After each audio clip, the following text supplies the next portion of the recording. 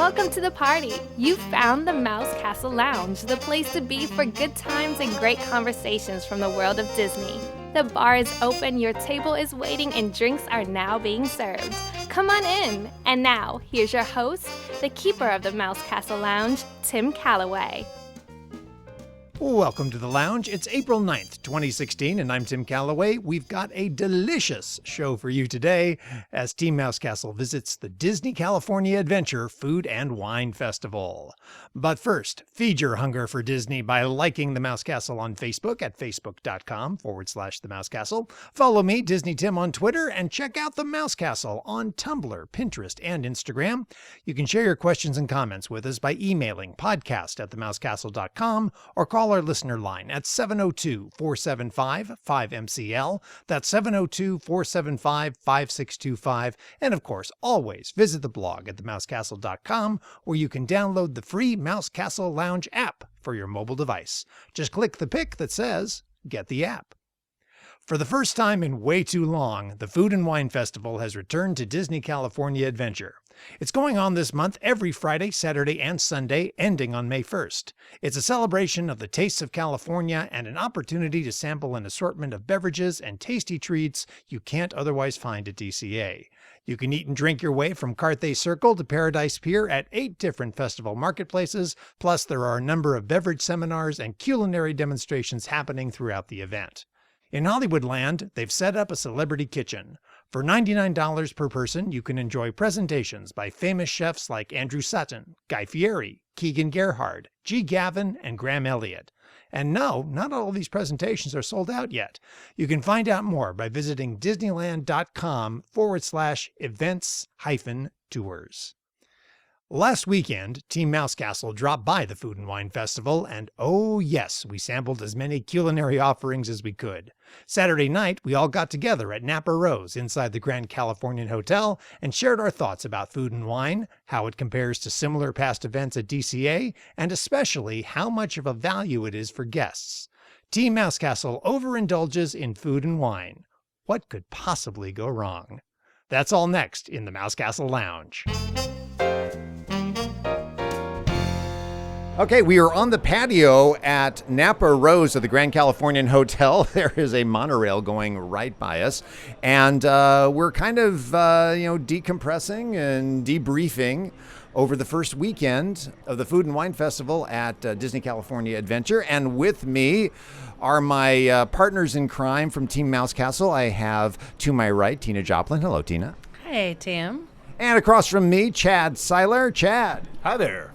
And our bartending cocktail goddess from Adventures Through Liquid Space, Carolyn's here. Hi, Carolyn. Hey, the one and only. The one and only Carolyn. We don't even give her a last name. We just call her She's Carolyn. gone through too many. There's been so many. We can't keep track anymore. Anyway, we've enjoyed the first weekend of the Food and Wine Festival. The first time it's been back in 5 or 6 years. I think it's over six. It's 6 or 7. Actually, I'm pretty sure it's 6 years because I found the brochure that Tina and I shared the last time that they did it, and Tina and I had our share of wine some years back. I think we had more than our share. Yes, and today we pretty much did the same. But really, I just want to talk about your experiences. You guys were here all day. You sampled a good deal of the beverages. You partook in some of the great foods. We enjoyed a really fun whiskey tasting in the evening. And let's just start it off. One of the things that you were talking about is, especially for annual pass holders, is how to purchase or to best experience the Food and Wine Festival. And tell me a little bit about this little ticket, this tag you have hanging around your neck. Caroline, I'm going to throw it to you. Absolutely. At Blue Sky Cellar, they have a special annual pass holder passport for $45. You get, I think it was six different food tastings at the different kiosks that they have about. And so luckily we were all annual pass holders, and we decided that was really the way to go. And for us, it worked out perfect because we were 4 people. We all bought lanyards, and then to every kiosk that we went, we just bought one of everything, and then just kind of shared it between ourselves. And then the ones that we really liked, then we went back and got seconds. And I think we actually got thirds on the soup. But luckily for us, everything was delicious. Well, tell us about the soup then. Let's talk about the standouts. You said you went for thirds on the soup. What was the soup, and where did you get it? At By the Bay, it was the white cheddar ale and bacon soup. And it comes in a little tiny bread bowl, and all of us agree that it was delicious.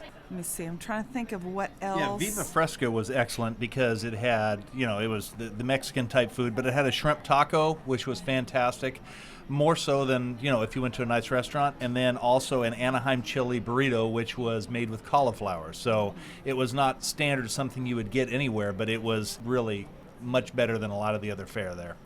And let's talk about the cost a little bit too. What was the cost of this pass that you got, and how did it compare to what it would have cost you if you just had bought it one item at a time? Yeah, well, it was $45, and you got 6 tastings. And when you go there, you could use it for any of the entrees, or you could use it for the desserts. Well, if you looked at the cost of desserts were $3 to $4. So you're not going to buy the desserts with them because you'd be losing money. You would go after the $8, $7, $6 entrees, where you'd be actually doing better than you would if you just paid cash for them, like the desserts. What were some of the other standouts that you guys enjoyed? Tina, what did you like? Bring that over here. That would be the triple mac and cheese. That mac and cheese was absolutely delicious. That was at the Gold Rush booth. And it was very, very, very good. Very cheesy. There was no grittiness. It was super creamy. And they actually had artichoke chips as well, which sounded like it would just be plain chips, but it was deep fried artichokes, and it had a very good garlic sauce that came with this. And I would say that just because you don't like garlic, don't give me that face. Well, I'm not a fan of artichoke, and you had me sample it, and I liked it. And you liked it. And she's not a fan of garlic, but she still ate some of those, and they were very good. But that mac and cheese, top notch. Very top notch. To give you a good idea, you don't want to go in there saying, I'm going to love this, because the first one we went to, they had a braised beef that we were expecting to love. It was okay. It was on polenta. It was a beef, and it was good. It was $8, which was a good deal with that. But then they had a roasted yellow beet salad, which okay, I'll try it. That was better than the beef. Mm-hmm. So you never know going into it. It's worth trying some of the ones you wouldn't normally try because you've already paid for it with the pass. Pleasantly surprised. That's good to hear. Indeed. All right. And I have to say that it really is a good idea to come with a group of people, because you can buy one, everyone can have a nibble of it, and like I said, you come to a consensus of this one is fantastic, this one is not, and we went back for the soup, and we went back for the milk chocolate caramel tart at the LA style too, because just so good. And it was good with the red wines too. With the red wines, it was perfect. What were some of the wines and some of the beverages that you enjoyed? We did the wine flight. The very first booth is the Vineyard, and you have 3 different wine flights that you can choose from, and all 3 of them were very good flights. There was nothing wrong with the flights, but there was just one wine on the Cabernet. Actually, the middle one. Yeah. I have to say, I took notes, and Carolyn always takes yes, notes. I'm sorry. So the Chardonnay flight, we had definite, ones we liked, ones we didn't. The Pinot, I think, ended up being our favorite flight. Everything there would just. Nothing was bad. They were all good. Yeah, we all liked the Pinots, but there was one that was a standout, and that was the Año Verde that we all really liked. It was, oddly enough, the cab flight that there were 2 that we absolutely did not like. They were very perfumey, but that's our taste, and it doesn't mean that other people wouldn't absolutely love it, but for us, there was one we didn't even finish because it was a little too perfumey. Now, Tina and I, we've had our share of cocktails over the years, and for her to say that she could not finish it, that's huge. It's very huge, because Chad and I have done Food and Wine Festival at Epcot. And so we've gone through booth after booth after booth. For us to find a wine that we could not finish, that was very big. It was not something that we would order again, ever. I'm sure Wow. it was Estee Lauder. It tasted very perfumey, like somebody they put a spritz at the top. Yeah, it was an Avon special. Amway, probably. Yeah. Undoubtedly. Okay. Now, I mean, these were the highlights during the day. Now, in the evening, and Carolyn, you were kind enough to invite me to this. You had arranged for us to attend a whiskey tasting, Yes. which was interesting. And talk a little bit about that. Going into it, I was really excited that it was going to be a whiskey tasting, and I did think that it would be a tasting of 3 different whiskeys, but it ended up being a tasting of one rye whiskey, and then that rye used in 2 different cocktails. For me, it was interesting because I wanted to know more about making the rye and, the rye maker's story. But I can imagine that for other people who were really just there to, sample different whiskeys, that they'd be like, well, this is kind of a dud. I think for you guys it may have been a little questionable. I'd like to know how they make it, so I was interested in that as well. But, you start with a pure rye, which was fantastic, and then you go to an old-fashioned, which was extra sweet, and another mixed drink. It was a little of a letdown. I mean, they should have probably started with, I don't know. I like the idea of trying different pure whiskeys rather than mixed up, because you don't know what you're getting. They're just right in front of you. And that was the one thing that I kind of noticed too. The whiskey tasting was put on by a craft distiller called Henneberry, and they're based in Vista, California. And it was very nice to sample a craft whiskey, and straight up it was quite good. But for the money, all we got was straight up 2 cocktails and a sales pitch. That was pretty much it. I thought it was a little bit disappointing for what I expected. When we went to the Epcot Food and Wine Festival 2 years ago, we did a whiskey tasting. And the whiskey tasting that we did was fantastic. They were very engaging. There was 3 completely different drinks. It was not one rye whiskey, one old-fashioned. There were 3 completely different drinks, and they explained everything from the process, from the beginning of the process to the end, and it was the same price, the same idea, the same time frame, but they just really put a lot more thought and consideration into the tasting that we went to at Epcot. I don't think they have that here yet. I think that they're trying to start over from the Food and Wine Festival that they did 6 or 7 years ago, and so they're just pushing out whatever they can, and it's not the same level as it is at Epcot. And Carolyn was that person in the back of the room that kept asking question after question. Yeah, and like I said, for me it was interesting because I could engage with, a distiller and, just really ask about, how they make their product. But I think for this type of situation, it's valuable to have, if you're going to have a whiskey tasting, to let people try 3 different types and really kind of broaden their horizons. Talking about the Food and Wine Festival that they had years ago, I remember it was mostly just wine. I think they had some beer, but it was mostly just wine. And I know Taste was just wine and food. There were no spirits, and I don't remember that there were any spirits classes the last go-round.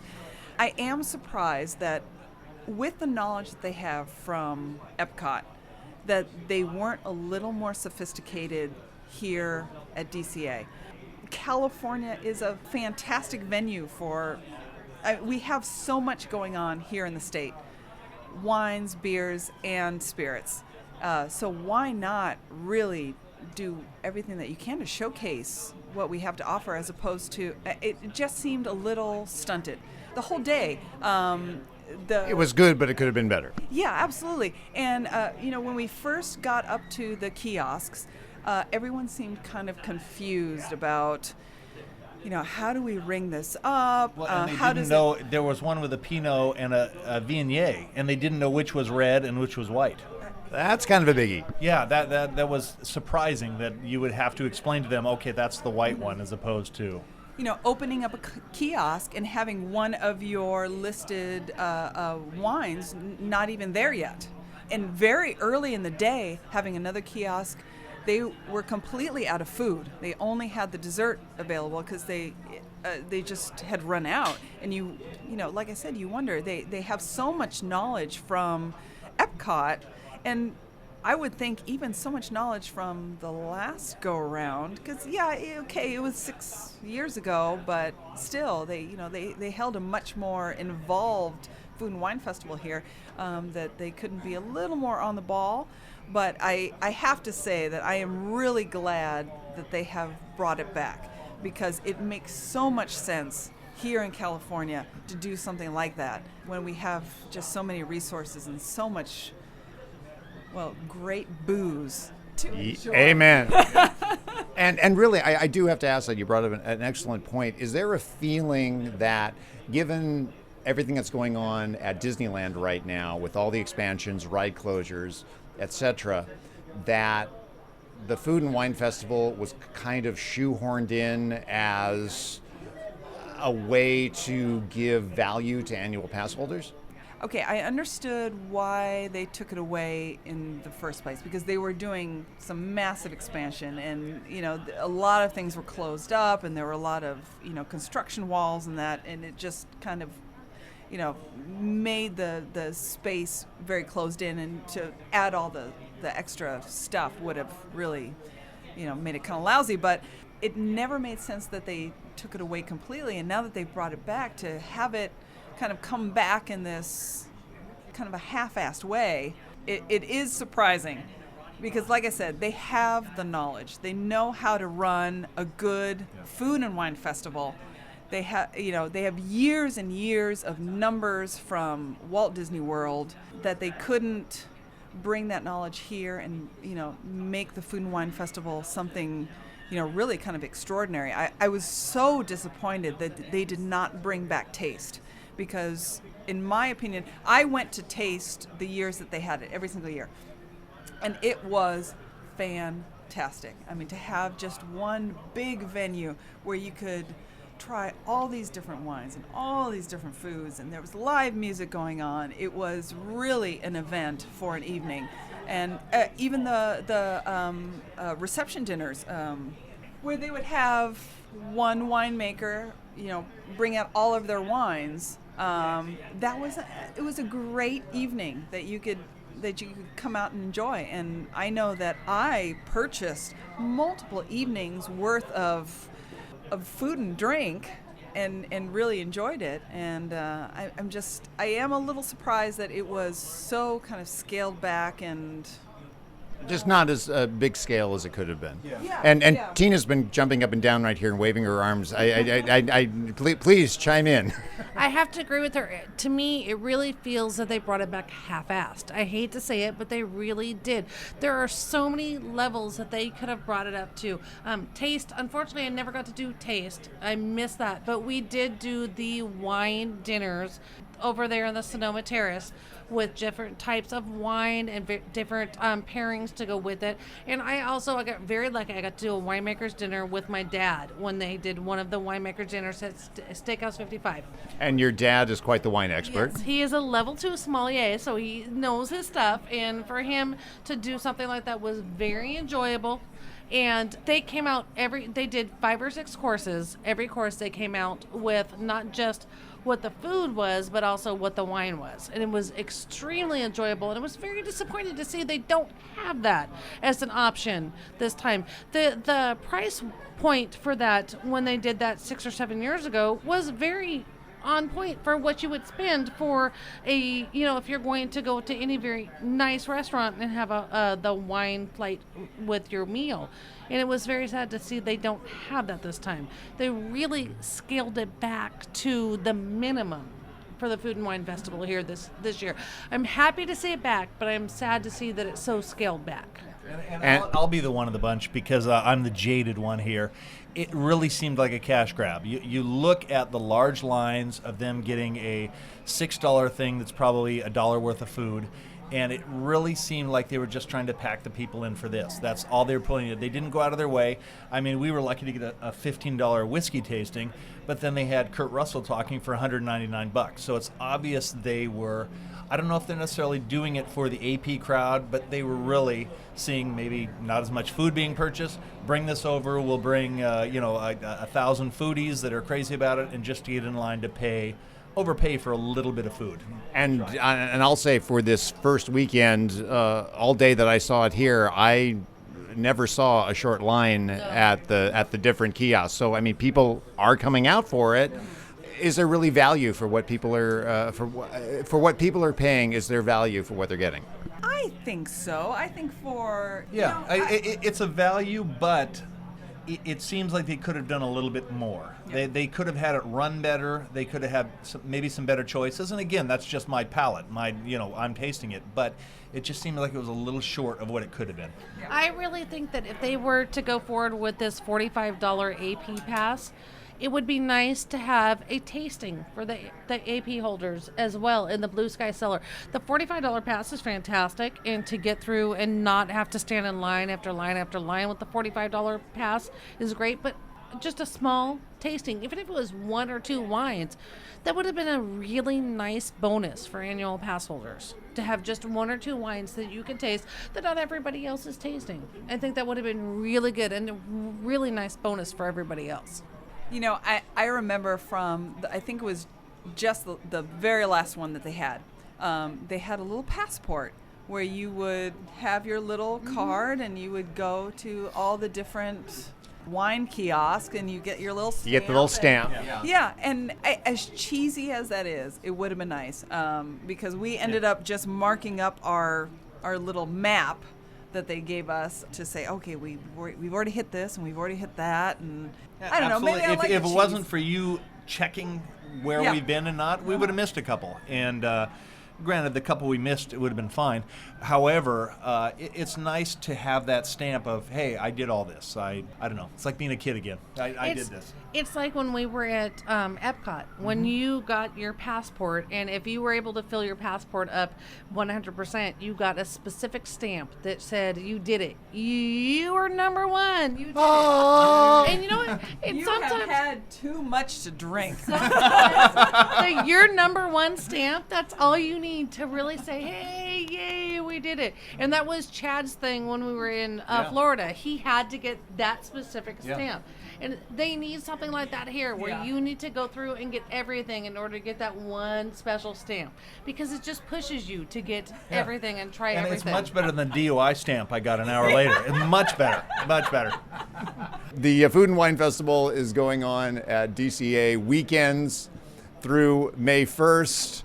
Thank you to our panel of esteemed experts who joined me today. Carolyn. Yes. Let me just say that I encourage everyone to come out and enjoy the Food and Wine Festival, because it's a wonderful offering that they're giving us, and I would like to have everyone encourage them in it so that next year it comes back just as maybe they'll get it right. Better.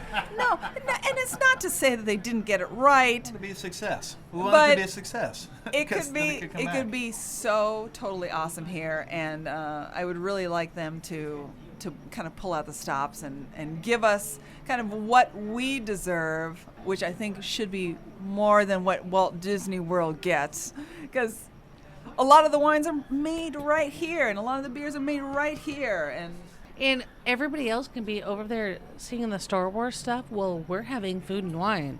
So I'm thinking, yes, they need to bring this back next year. We have food and wine. Everybody else is going to see Star Wars. How about a food and wine half marathon for California? Oh, don't start. Oh, there you go. Carolyn's getting me where I live. Carolyn's a runner. I'm a runner. They do need to do a food and wine event on the West Coast. Absolutely. Yep. So I'll run to the food and wine. Absolutely. Yeah. Chad and Tina are just kind of rolling their eyes at this one. Yeah. We'll roll there. All righty. Well, Carolyn, Chad, Tina, thank you for your expertise, and cheers. Yeah, cheers. It's been a pleasure as always. Thank you. You need to drink more. I'm drinking. I have a martini in front of me. It has nothing to do with food and wine, but I have a martini. In front of you. And that will do it for this edition of the Mouse Castle Lounge. Thank you so much to Tina, Chad, and Carolyn for being my guests. And a big thank you also to the fine folks at Napa Rose inside the Grand Californian Hotel for their hospitality and the cocktails. When next we meet, we'll welcome back noted Disney historian Jim Korkis. He's going to tell us everything you need to know to become a Disney historian yourself. No, really. Stay up to date with everything going on in the Mouse Castle Lounge. Subscribe to us on iTunes, Stitcher, or SoundCloud. You can also download the free Mouse Castle Lounge app, which you can get right now by going to themousecastle.com and clicking Get the App. The Mouse Castle Lounge is not affiliated with the Walt Disney Company. I just like to talk about them. I'm Tim Calloway. It's been a blast as always, so let's do this again real soon. Take care.